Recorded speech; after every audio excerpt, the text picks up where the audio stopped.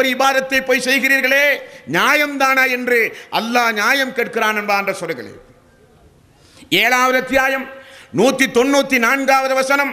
இந்த வசனத்தில் அல்லாஹ் ரப்பல் ஆலமீன் 7வது அத்தியாயத்தின் 194வது வசனத்தில் அல்லாஹ் சொல்கிறான், நீங்கள் உங்களுடைய தேவைகளை கேட்பதாக இருந்தால் யாரிடத்தில் கேட்க வேண்டும்? யாரிடத்தில் கேட்க வேண்டும்? ஒரு எஜமானிடத்திலே கேட்க வேண்டும். உண்டுமா இல்லையா? நீங்கள் யாரை அழைத்து பிரார்த்தனை செய்கிறீர்களோ அது யாராக இருந்தாலும், எந்த மதத்தினர்களாக இருந்தாலும், இறைவன் சொல்லுகிறான், இன்னல்லதீன ததுஊன மின் தூனில்லாஹி இபாதுன் அம்சாலுக்கும். நான் படைக்கப்பட்ட, என்னால் படைக்கப்பட்ட அடிமைகள் தான் அவர்கள் எல்லாம். அவர்கள் அதிகார வர்க்கமுடையவர்கள் அல்ல, அவர்கள் எஜமான் கிடையாது. யாரை அழைத்து பிரார்த்தனை செய்கிறீர்களோ அவர்கள் எல்லாம் என்னுடைய அடிமைகள் என்பதை நீங்கள் தெரிந்து கொள்ளுங்கள்.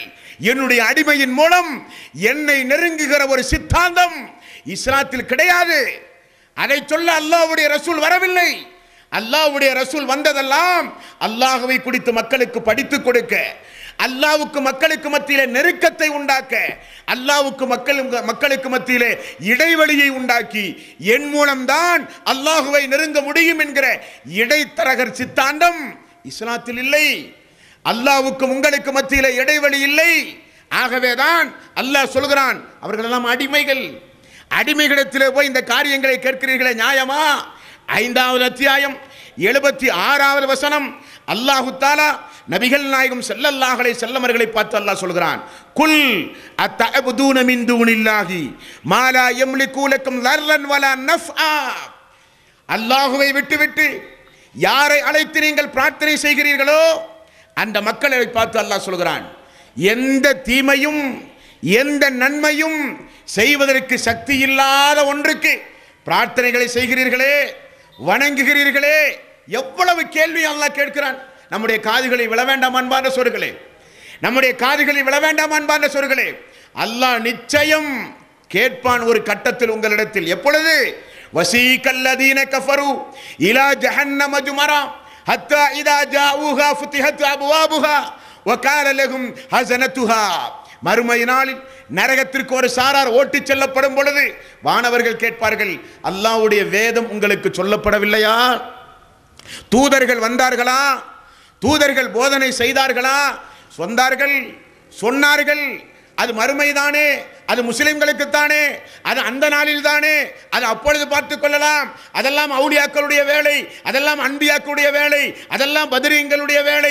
மறுமை நாளில் நம்மை காப்பாற்றுவதற்கு தானே கந்தூரி நடத்துகிறோம், பிரார்த்தனை செய்கிறோம், அறுத்து பலியிடுகிறோம் என்று பொடும்போக்காக இருந்தோமே என்று மறுமை நாளில் கை சேதப்படாமல் இருக்க வேண்டுமானால் இந்த ஆயத்துக்களை எல்லாம் திருக்குர்ஆனிலே இருந்து எடுத்து படித்து பாருங்கள் அன்பான சொல்லுங்களே.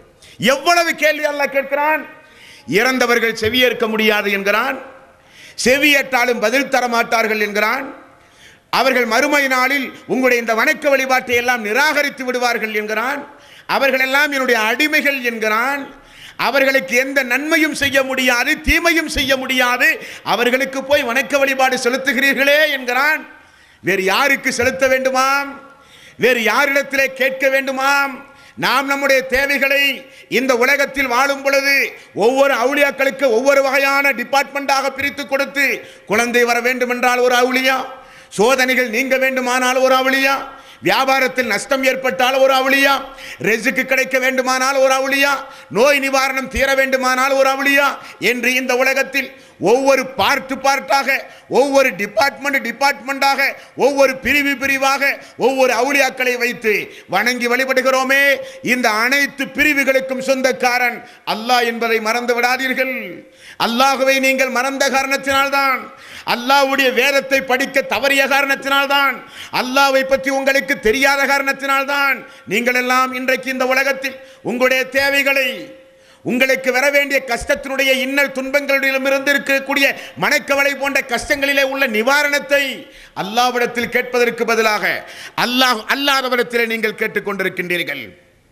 அல்லாஹு தஆலா இந்த மனித சமூகத்தை பார்த்து சொல்கிறான், ஏன் என்னை நீங்கள் வணங்க வேண்டும்? என்னை மட்டுமே அழைத்து நீங்கள் பிரார்த்தனை செய்வதற்கு என்ன காரணம்? அப்படி என்ன எனக்கு தகுதி இருக்கிறது? நான் சொல்லுகிற ஒரு சில தகுதிகள் அது யாருக்கு இருக்கிறதோ அவர்களை அழைத்து நீங்கள் பிரார்த்தனை செய்யுங்கள் என்று அல்லாஹ் சொல்கிறான். வணங்கி வழிபடுவதற்குரிய தகுதி, அல்லாஹ்வுக்குரிய இலக்கணம். நாம் நம்முடைய தேவைகளை குறித்து கேட்பதா வேண்டுமானால் அதற்குரிய சக்தி இப்படிப்பட்ட தகுதி உள்ளவர்களுக்குத்தான் உண்டு என்று அல்லாஹு தஆலா சொல்கிறான். அந்த தகுதிக்குரிய வசனம் என்ன? உலக மக்களை எல்லாம் பார்த்து நான் தான் கடவுள், நான் தான் ரப், நான் தான் இறைவன், நான் தான் அல்லாஹ், என்னைத்தான் நீங்கள் வணங்க வேண்டும் என்று இறைவன் சொல்லுகிறானே, அதற்குரிய நியாயமான காரணம் என்னன்பா என்று சொல்கிறேன். என்ன நியாயமான காரணம்? அவுலியாக்களை வணங்காதீர்கள், பத்ரீன்களை வணங்காதீர்கள், நாதாக்களை வணங்காதீர்கள், இறை தூதர்களை வணங்காதீர்கள், மலக்குமார்களை வணங்காதீர்கள், ஜின் இனத்தை வணங்காதீர்கள். வலக்கத் கர்ரம்னா பனி ஆதம், ஆதமுடைய மக்கள் தான் சிறந்த படைப்பென்று அல்லாஹ் மனித சமூகத்தை சொல்கிறானே, மனிதர்களையும் வணங்காதீர்கள் என்று சொல்லி என்னை வணங்கி என்று அல்லாஹ் சொல்ல என்ன காரணம்? என்ன காரணம்? 10வது அத்தியாயம் 31வது வசனம். அந்த வசனத்தில் அல்லாஹு தஆலா தன்னை வணங்குவதற்கு நான் தான் தகுதியுடையவன் என்று அல்லாஹ் தன்னுடைய தகுதிகளை சொல்லுகிறான். அந்த தகுதி நீங்கள் அழைத்து பிரார்த்தனை செய்கிற மனிதருக்கோ உயிரற்றவர்களுக்கோ உண்டுமானால் செய்யுங்கள் என்று அல்லாஹ் சொல்கிறான். என்ன தகுதி? 10வது அத்தியாயத்தின் 31வது வசனம். குல்மன் யர்சுக்குக்கும் மினஸ் ஸமாஇ வல் அர்த், வானத்திலிருந்தும் பூமியிலிருந்தும் உங்களுக்கு உணவு தருகிறவன் யார்? அவனை போய் வணங்குங்கள். அல்லாஹ் சொல்கிறான், அப்படிப்பட்டவனை போய் வணங்குங்கள். அவன் உண்மையிலேயே ஆற்றல் படைத்தவன். யார்? வானத்திலிருந்தும் பூமியிலிருந்தும் உங்களுக்கு உணவுகளை தருகிறானே, அவனிடத்திலே போய் நீங்கள் வணங்குங்கள். அம்மன் யம்லிகு ஸம்அ வல் அப்சார் வமை யுஹரிஜுல் ஹய்ய மினல் மையித்தி வ யுஹரிஜுல் மையித்த மினல் ஹய். யார் செல்வி புலனை உங்களுக்கு தந்தானோ, கேட்கிற ஆற்றலை இந்த உலகத்தில் உங்களுக்கு தந்தவன் தான் உண்மையான ரப். உங்களுக்கு பார்வை புலனை, உங்களுக்கு செவி புலனை தந்தானே, அவனை போய் வணங்குங்கள். யார் இந்த உலகத்தில் உங்களை மரணிக்க செய்கிற ஆற்றல் படைத்தவனாக இருக்கிறானோ அவன்தான் உங்களுடைய ரப். மீண்டும் உங்களை உயிர்ப்பிக்கக்கூடிய ஆற்றல் யாருக்கு இருக்கிறதோ அவன்தான் உங்களுடைய ரப். ஒமை யுதப்பிருல் அம்ர், எல்லா அதிகாரமும், ஒன்று இரண்டல்ல, அனைத்து அதிகாரமும், மழை பொழிய வேண்டிய அதிகாரம், வறண்ட பூமியை உயிர்ப்பிக்க வைக்க வேண்டிய அதிகாரம், மனிதர்களுக்கு உயிர் ஜீவராசிகளை கொடுத்து வாழ்வாதாரத்தை கொடுத்த அதிகாரம், அனைத்து அதிகாரமும் யாரிடத்தில் இருக்கிறதோ அவர்களை போய் வணங்குங்கள் என்று அல்லாஹ் ரப்புல் ஆலமீன் சொல்கிறான். வானத்திலிருந்து பூமியிலிருந்து ரிஸ்கை தந்தவன், செவிப்புலனை தந்தவன், பார்வை புலனை தந்தவன், மரணிக்க வைப்பவன், மீண்டும் உயிர்ப்பிக்க கூடியவன், எல்லா ஆட்சியும் அதிகாரம் தன் கைவசம் வைத்திருக்கவன் தான் உண்மையான கடவுள், உண்மையான ரப் என்று அல்லாஹு தஆலா சொல்கிறான். அப்துல் காதர் ஜீலானியோ, ஏர்வாடி பாத்ஷாவோ, அஜ்மீர் பாபாவோ, இன்ன பிற அவுலியாக்களோ எந்தையும் படைக்கவில்லை, அவர்களே படைக்கப்பட்டவர்கள். கடவுளுடைய இலக்கணத்தை அல்லாஹு தஆலா சொல்கிறான். கடவுளுடைய இலக்கணத்தை அல்லாஹு தஆலா சொல்கிறான், நான் தான் ரப். என்ன காரணம்? எனக்கு தாய் இல்லை, தந்தை இல்லை. இந்த உலகத்தில் யாரை வணங்கி வழிபடுகிறீர்களோ அவர்களுக்கெல்லாம் தாயும் உண்டு, அவர்களுக்கெல்லாம் தந்தையும் உண்டு. எனக்கு மனைவி இல்லை, மக்கள் இல்லை. யாரையெல்லாம் வணங்கி வழிபடுகிறீர்களோ அவைகளுக்கு மனைவி உண்டு, அவர்களுக்கு மக்கள் உண்டு. எனக்கு நிகராக யாரும் கிடையாது, எனக்கு நிகராக யாரும் கிடையாது. வலம் யகுல்லஹு குஃபுவன் அஹத், அவனுக்கு நிகராக யாரும் கிடையாது என்று அல்லாஹ் சொல்கிறான். இது கடவுளுடைய இலக்கணம், அல்லாஹ்வை நீங்கள் படிக்க வேண்டிய இலக்கணம். அப்படியானால் ஒரு பிரார்த்தனை செய்யும் பொழுது, ஒரு துஆ செய்யும் பொழுது, நரக நெருப்பிலிருந்து நாம் ஒரு பாதுகாப்பு தேடும் பொழுது நம்முடைய உள்ளத்தில் யாரிடத்தில் கேட்க வேண்டும்? ரப்பிடத்திலே கேட்க வேண்டும். அந்த ரப்புடைய லட்சணம் என்ன? அவன் அடிமையாக இருக்கக்கூடாது, அவன் எஜமானனாக இருக்க வேண்டும். அது படைக்கப்பட்டதாக இருக்கக்கூடாது, படைத்தவனாக இருக்க வேண்டும் என்கிற ஒரு சிந்தனை நம்முடைய உள்ளத்தில் வந்தால் இணை வைத்தல் இந்த சமுதாயத்தில் இருக்குமா? சிறுக்கு இந்த சமுதாயத்திலே ஊடுருவி இருக்குமா? முஸ்லிம்களுக்கே வந்து நின்று கொண்டு அல்லாஹ்வை பற்றி பேச வேண்டிய ஒரு அவல நிலை உருவாகி இருக்குமா? யோசித்து பாருங்கள் இஸ்லாமிய சகோதரர்களே. கோபப்படுவதாலோ, ஆத்திரப்படுவதாலோ, குரோதம் வருவதாலோ எந்த பலனும் இல்லை. நடுநிலையோடு சிந்திக்க வேண்டிய ஒரு நல்ல தருணம் இந்த சந்தர்ப்பத்தை அல்லாஹ் உங்களுக்கு ஏற்பாடு செய்து தந்திருக்கிறான். மேலும் அல்லாஹு தஆலா இந்த மனித சமூகத்திற்கு அல்லாஹு தஆலா தூதர்களை அனுப்பினான். இஸ்லாமிய சமுதாயம் குழந்தை வேண்டுமானால் ஒவ்வொரு அவுலியாக்களுடைய சன்னிதானத்திற்கு சென்று குழந்தைகளுக்காக வேண்டி துஆ செய்கிற காட்சியை பார்க்கிறோம். குழந்தைகளை கொடுக்கிற ஆற்றல் அவுலியாக்களுக்கு உண்டுமா? அவுலியாக்களுக்கு உண்டுமா அந்த ஆற்றல்? ஜக்கரியா அலைஹிஸ்ஸலாத்து வஸ்ஸலாம் ஒரு இறை தூதர். அவருக்கென்று ஒரு ஆண் வாரிசு இல்லாத நேரத்தில், ஒரு பிள்ளை இல்லாத நேரத்தில், வயது முதிர்ந்த நேரத்தில் அந்த இறை நேசர், அந்த ஜக்கரியா அலைஹிஸ்ஸலாத்து வஸ்ஸலாம் ஒரு இறை தூதர் தனக்கு ஒரு குழந்தை வேண்டும் என்று யாரை அழைத்து பிரார்த்தனை செய்ததாக அல்லாஹ் சொல்கிறான்? யாரை அழைத்து பிரார்த்தனை செய்ததாக அல்லாஹ் சொல்கிறான்? யாரால் கொடுக்க முடியுமோ அவரை அழைத்து அவர் பிரார்த்தனை செய்தார். அல்லாஹு தஆலா 3வது அத்தியாயத்தின் 38வது வசனத்தில் அல்லாஹ் சொல்கிறான், ஜக்கரியா அலைஹிஸ்ஸலாத்து வஸ்ஸலாம் கால ரப்பி ஹப்லி மின் லதுன்க துர்ரியத்தன் தய்யிபத்தன் இன்னக ஸமீஉத் துஆ. அல்லாஹ்வே, எனக்கென்று ஒரு சந்ததி இல்லாமல் நான் வாழ்ந்து கொண்டிருக்கிறேன் யா அல்லாஹ். நானோ முதுமை அடைந்து விட்டேன், முடிகள் எல்லாம் நரைத்து போய்விட்டது, எனக்கென்று ஒரு சந்ததி இல்லையா அல்லாஹ், எனக்கென்று ஒரு சந்ததியை, ஒரு பிள்ளை செல்வத்தை எனக்கு தாயா அல்லாஹ் என்று நபிமார்கள் எதையெல்லாம் அல்லாஹ்விடத்திலே கேட்க வேண்டுமோ, எதை கேட்டால் அல்லாஹ் தருவானோ, தருகிற ஆற்றல் யாருக்கு உண்டுமோ அவர்களிடத்திலே கேட்டு நமக்கு முன்மாதிரியாக வாழ்ந்தார்கள் நபிமார்கள். நமக்கெல்லாம் முன்மாதிரியாக வாழ்ந்தார்கள் நபிமார்கள். அல்லாஹ்வை பற்றி தெரியாத காரணத்தினால் அவுலியாக்களிடத்திலே சென்று குழந்தை வரம் கேட்கிற தாய்மார்கள் மனித சமூகத்திலே உண்டு, இஸ்லாமியர்கள் உண்டு. காரணம் என்ன? அல்லாஹ்வை குறித்து தெரியாது, அல்லாஹ்வை குறித்து மனித சமூகத்திலே சொல்லிக் கொடுக்கப்படவில்லை. அல்லாஹ்வை பொறுத்தவரையில் மலட்டுத்தன்மை உண்டாக்குகிறவன் அவுலியாக்கள் தான் குழந்தையை கொடுக்கக்கூடியவர்கள். அல்லாஹ்வை பொறுத்தவரையில் குழந்தையை கொடுக்கிற ஆற்றல் இல்லாதவன் அவுலியாக்கள் தான் குழந்தையை கொடுக்கக்கூடிய ஆற்றலுடையவர்கள் என்றால் அல்லாஹ்வை புரிவது. இப்படியா அல்லாஹ்வை நாம் நம்புவது? அஸ்ஹது, நான் சாட்சி சொல்லுகிறேன், வணக்கத்திற்கு தகுதியானவன் அல்லாஹ் ஒருவனை தவிர யாரும் இல்லை என்றோமே. ஆணும் பெண்ணும் கலந்தால் தான் குழந்தை பிறக்கும் என்பது நியதி. ஆனால் அல்லாஹு தஆலா மரியம் அலைஹிஸ்ஸலாத்து வஸ்ஸலாம் அவர்களுக்கு எந்த ஒரு ஆண் துணையும் இல்லாமல் ஈசா அலைஹிஸ்ஸலாத்து வஸ்ஸலாம் அவர்களை கொடுத்தானே, அவன் ரப். அப்படி நீங்கள் அல்லாஹ்வை புரிய வேண்டும். பெண்களாக இருந்தால், நான் மலடியாக இருந்தாலும், ஊரே என்னை குழந்தை பிறக்க அருகதையற்றவள் என்று சொன்னாலும் என்னுடைய ரப், நான் நம்பி இருக்கிற அல்லாஹ் ரப்பல் ஆலமீன், மரியம் அலைஹிஸ்ஸலாத்து வஸ்ஸலாம் அவர்களுக்கு குழந்தையை கொடுத்து ஆற்றல் படைத்த என்னுடைய ரப் எனக்கு ஒரு குழந்தையை தருவான் என்று நம்ப வேண்டிய இஸ்லாமிய சமுதாயம். எந்த வகையான சக்தியும் இல்லாமல், கேட்காத, கேட்டாலும் பதில் சொல்லாத, மரணித்து மண்ணோடு மண்ணாய் போன, இறந்து போன, மக்கி போன இறை நேசர்களிடத்திலே போய் சென்று கேட்பதற்கு பகரமாக என்றைக்கும் உயிரோடு இருக்கிறானே அந்த அல்லாஹ்விடத்திலே கேட்க வேண்டும். அப்படி நீங்கள் அல்லாஹ்வை புகழ வேண்டும், அல்லாஹ்வை புரிந்து கொள்ள வேண்டும். நம்முடைய கஷ்டம், நம்முடைய ஏழ்மை, வீட்டில் உண்பதற்கு உணவில்லை, உடுப்பதற்கு உடையில்லை, அவ்வளவு ஏழ்மை, அவ்வளவு கஷ்டம். ஓடுங்கள் தர்காவிடத்தில், கட்டுங்கள் தாயத்தை, போடுங்கள் கருப்பு கயிறை, கொண்டு வந்து மாட்டுங்கள்.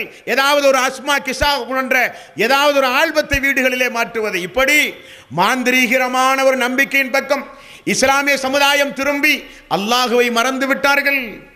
அல்லாஹ் தான் செல்வத்தை தரக்கூடியவன், நாடியவர்களுக்கு செல்வத்தை கொடுக்கிறான், நாடியவர்களுக்கு செல்வத்தை சுருக்குகிறான். அல்லாஹ்வுடைய வார்த்தை கேளுங்கள் தாய்மார்களே.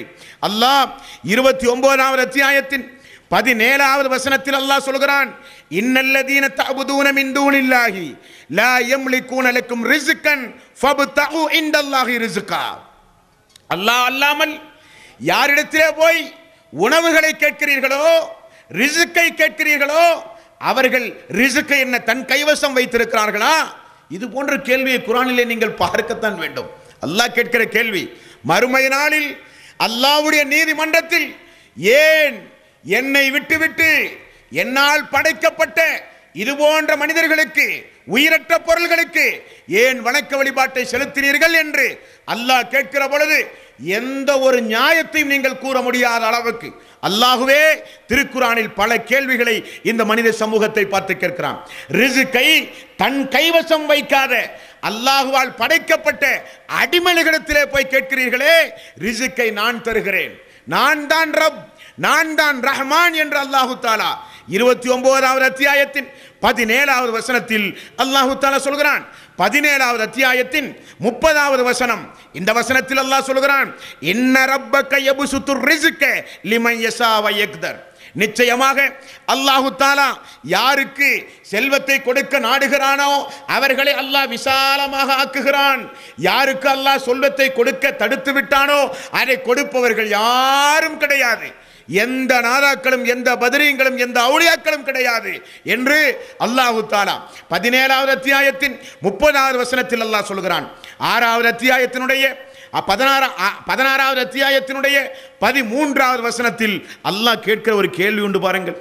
16வது அத்தியாயத்துடைய 73வது வசனம். இந்த வசனத்தில் அல்லாஹு தாலா எவ்வளவு அற்புதமான கேள்வியை கேட்கிறான். உங்களுக்கு செல்வத்தை தர சக்தி பெறாத, ரிஸ்கை தர சக்தி பெறாத, உங்களுடைய வறுமையை போக்குவதற்கு அணுவளவும் சக்தி பெறாத அல்லாஹ் அல்லாதவர்களை வணங்குகிறீர்களே, நியாயமா என்கிற ஒரு கேள்வி. 16வது அத்தியாயத்தின் 73வது வசனம், வயபுதூன மின் தூனில்லாஹி மா லா யம்லிகு லஹும் ரிஸ்கன் மினஸ் ஸமாவாதி வல் அர்த். வானத்திலிருந்தும் பூமியிலிருந்தும் உங்களுக்கு எந்த ரிஸ்கையும் தர அறவே சக்தி இல்லாத அவர்களிடத்திலே போய் சோதனைகளை சொல்லி, வறுமையை சொல்லி, கஷ்டத்தை சொல்லி உங்களை நிவாரணம் தேடுகிறீர்களே, நியாயமா? இது அநியாயம் அல்லவா? என்னுடைய வானம், என்னுடைய பூமி, என்னுடைய மழை, என்னுடைய பூமியின் மூலம் உங்களுக்கு நான் ரிஸ்கை அளித்துக் கொண்டிருக்கும் பொழுது என்னால் படைக்கப்பட்டவர்களிடத்திலே போய் காது கேட்காத, மக்கி போன, கேட்டாலும் பதில் சொல்ல சக்தி இல்லாத இறந்தவர்களிடத்திலே போய் என்னிடத்தில் கேட்க வேண்டியதெல்லாம் கேட்கிறீர்களே, நியாயமா? சிந்தியுங்கள். இந்த துனியாவில் வாழும் பொழுது, இல்லாவிட்டால் மறுமை நாளில் கை சேதப்படுவீர்கள் என்று அல்லாஹு தாலா திருக்குரானில் பல இடங்களிலும் இந்த மனித சமுதாயத்தை அல்லாஹ் எச்சரிக்கிறான். நோய் நிவாரணம், ஏதாவது நோய் ஏற்பட்டால் உடனே தாயத்தை கட்டுவது, கருப்பு கயிறை கட்டுவது, உடனே பாபாவுடைய சன்னிதானத்திற்கு போய் செருப்படி வாங்குவது, பாபாவுடைய சன்னிதானத்திற்கு போய் மயிலடி வாங்குவது, பாபாவுடைய சன்னிதானத்திலே போய் கிடப்பது. காரணம் நோய் நிவாரணம். நோய் நிவாரணத்திற்கு சென்ற ஏறுவாடிகள் 22 உயிரினங்கள் கருகி சாம்பலானதே. இஸ்லாமிய சமுதாயம் சிந்தித்து பார்க்க வேண்டும். அல்லாஹ்வுடைய பள்ளியில் கிடைக்காத நோய் நிவாரணம், பிரார்த்தனையின் மூலம் கிடைக்காத நோய் நிவாரணம், துஆவின் மூலம் கிடைக்காத நோய் நிவாரணம், திருக்குர்ஆனுடைய வசனத்தின் மூலம் கிடைக்காத ஒரு நோய் நிவாரணம் அல்லாஹ் அல்லாதவர்கள் உங்களுக்கு வழங்குவார்கள். இப்படியா அல்லாஹ்வை நம்புவது? நியாயமா இது? அல்லாஹு தாலா அவனுடைய அருள்மறையாம் திருமறை குர்ஆனில் 6வது அத்தியாயத்தின் 17வது வசனத்தில் அல்லாஹ் ரப்பல் ஆலமீன் சொல்கிறான். என்ன சொல்கிறான்? வஇன் யம்சஸ்கல்லாஹு பில்லுர்ரி ஃபலா காசிஃப லஹு இல்லா ஹுவ. அல்லாஹு தாலா உங்களுக்கு ஏதாவது ஒரு துன்பத்தை தந்தால் அதை நீக்குகிறவன் யார்? எவ்வளவு கேள்வி குர்ஆனில் அல்லாஹு தாலா கேட்கிறான். அல்லாஹுவை விட்டுவிட்டு அல்லாஹ் அல்லாதவரிடத்திலே சென்று பிரார்த்தனை செய்கிற மக்களை பார்த்து அல்லாஹ் கேட்கிற எவ்வளவு கேள்வி திருக்குர்ஆனில். வஐயம் சஸ்கல்லாஹு பில்லுர்ரின் ஃபலா காசிஃப லஹு ஃபஹுவ யஸ்பீன். என்னுடைய நோயை தீர்க்கிற ஆற்றல் அல்லாஹ்வுடைய கையில் தான் உண்டு. அல்லாஹ்வை தவிர, அவனை தவிர குணப்படுத்துகிறவன் யாருமே கிடையாது என்று இப்ராஹிம் அலைஹிஸ்ஸலாத்து வஸ்ஸலாம் நோய் நிவாரணம் அல்லாஹ்வை தவிர யாரிடத்திலும் இல்லை என்று அல்லாஹ் தஆலா அவனுடைய அருள்மறையாம் திருமறை குர்ஆனிலே எப்படியாவது மறுமை நாளிலே சொர்க்கம் போக வேண்டும், நரக நெருப்பிலிருந்து பாதுகாப்பு கிடைக்க வேண்டும், அல்லாஹ்வுடைய அன்பும் அல்லாஹ்வுடைய கருணையும் கிடைக்க வேண்டும், அல்லாஹ்வுக்கும் நமக்கு மத்தியிலே ஒரு நெருக்கம் உண்டாக வேண்டும், அல்லாஹ்விடத்திலே மறுமை நாளில் நமக்கு பரிந்து பேச வேண்டும் என்பதற்காகத்தான் நம்முடைய பாவங்கள் எல்லாம் மன்னிக்கப்பட்டு மௌத்தாகின்ற பொழுது யா அய்யுஹல்லதீன ஆமனு துகுலு ஃபிஸ்ஸில்மி காஃபா, ஈமான் கொண்டவர்களே இஸ்லாத்தில் முழுமையாக நுழையுங்கள். யா அய்யுஹல்லதீன ஆமனு தக்குல்லாஹ ஹக்க துகாத்திஹி வலா தமுத்துன்ன இல்லா வ அன்தும் முஸ்லிமூன். ஈமான் கொண்டவர்களே அல்லாஹ்வை பயப்பட வேண்டியவாறு உண்மையாக பயப்படுங்கள். மரணிக்கின்ற பொழுது முஸ்லீமாக மரணியுங்கள் என்று அல்லாஹ் சொல்கிறானே, அப்படிப்பட்ட மரணம் நமக்கு கிடைப்பதற்காக, பாவங்கள் மன்னிக்கப்பட்டு பிரார்த்தனைகள் ஏற்கப்படுவதற்காக வேண்டி தானம் அஜரத்துமார்களை அழைத்து வரை கொண்டு விசேஷ பிரார்த்தனைகளை செய்ய என்ன காரணம்? பாவங்கள் மன்னிக்கப்பட வேண்டும், தௌபா செய்ய வேண்டும், அல்லாஹ்விடத்தில் அல்லாஹ்வுடைய சன்னிதானத்தில் நல்லடியானாக நான் எழுப்பப்பட வேண்டும் என்பதுதான் நோக்கம். ஆனால் பாவ மன்னிப்பு யாரிடத்தில் கேட்க வேண்டும் என்று அல்லாஹு தஆலா அவனுடைய அருள்மறையாம் திருமறை குர்ஆனில் இறை விசுவாசிகளுக்கு அல்லாஹ் கற்றுக் கொடுக்கிறான்.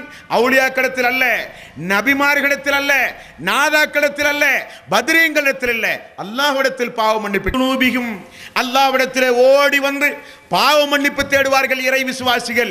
ஒரு மானக்கேடான காரியத்தை செய்தாலோ, ஒரு பாவத்தை செய்தாலோ, ஒரு அசிங்கத்தை செய்தாலோ, ஒரு வெட்கக்கேடான காரியத்தை செய்தாலோ, அல்லாஹ்வுடைய கோபத்திற்குரிய காரியத்தை செய்தாலோ, அல்லாஹ்வால் தடுக்கப்பட்ட காரியத்தை செய்தாலோ, பாவ மன்னிப்புக்கு கந்தூரி அல்ல, பாவ மன்னிப்புக்கு கபர் அல்ல, பாவ மன்னிப்புக்கு அல்லாஹ்வுடைய சன்னிதானத்திலே போய் 2 ரக்காத்து தொழுது சுஜூது செய்து ஓடோடி வந்து அல்லாஹ்வுடைய சன்னிதானத்திலே தமக்கு தாமே தீங்கிழைத்துக் கொண்ட அடியார்கள் பாவத்திற்காக வேண்டி வருந்தி என்னிடத்தில் பாவ மன்னிப்பு கேட்பார்கள். வமை யஃபுரு ذுனுப இல்லல்லாஹ், அல்லாஹ்வுடைய கேள்வியை பாருங்கள். வமை யஃபுரு ذுனுப இல்லல்லாஹ், அல்லாஹ்வை தவிர எவனடா பாவங்களை மன்னிக்க முடியும்? அல்லாஹ்வுடைய கேள்வி. என்னை தவிர பாவத்தை மன்னிக்கக்கூடிய அதிகாரம் வேறு எவனுக்குடா உண்டு? அல்லாஹ் கேட்கிற கேள்வி. 3வது அத்தியாயத்தின் 135வது வசனம், 39வது அத்தியாயத்தின் 53வது வசனம், குல் யா இபாதியல்லதீன அஸ்ரஃபு அலா அன்ஃபுஸிஹிம் லா தக்னது மின் ரஹ்மத்தில்லாஹ், லா தக்னது மின் ரஹ்மத்தில்லாஹ். இஸ்லாமிய சமுதாயத்துடைய அடிப்படை நம்பிக்கை என்னவென்றால், மனிதர்களைப் போல அல்லாஹ்வை பார்க்கிறார்கள். நாம் தொழாவிட்டாலோ, நோன்பு வைக்காவிட்டாலோ, வட்டிக்கு வாங்கினாலோ, விபச்சாரம் செய்தாலோ, மதுபானம் அருந்தினாலோ, ஏதாவது மார்க்கத்தில் தடை செய்யப்பட்ட காரியத்தை செய்தால் முஸ்லிம்கள் என்ன நினைக்கிறார்கள் என்றால், அல்லாஹ் நம் மீது கோபமாக இருக்கிறான், அல்லாஹ் நம் மீது கோபமாக இருக்கிறான். ஆகவே அல்லாஹ்வுடைய கோபத்தை தணிக்க அவுலியாக்கள், அல்லாஹ்வுடைய கோபத்தை தணிக்க தர்கா, அல்லாஹ்வுடைய கோபத்தை தணிக்க தாயத்து, அல்லாஹ்வுடைய கோபத்தை தணிக்க கந்தூரிகள். இதுவா இஸ்லாமிய நம்பிக்கை? அல்லாஹ்வுடைய கோபத்தை தணிக்க அல்லாஹ் சொல்லுகிற வழி உண்டு. அவன் சொல்லுகிறான், என்னுடைய கோபம் எப்பொழுது தணியும்? நான்